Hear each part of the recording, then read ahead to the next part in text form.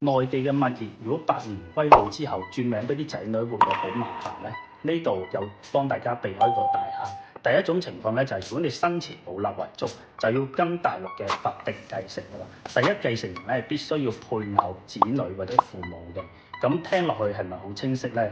但係實際操作起身係會非常之麻煩嘅，因為你啲仔女要喺香港搞一大堆嘅親屬關係證明，再翻內地做一個繼承公證，手續咧係非常之繁複嘅，而且少一份文件佢都唔會俾你通過。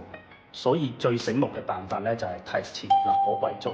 但係咧呢度有個超級大坑，香港立遺囑咧係只需要律師見證嘅，但係內地咧係要實行公證制，即係你喺香港律師樓揾呢個律師寫一份遺囑到大陸去繼承呢套房產咧，房管局係唔承認嘅。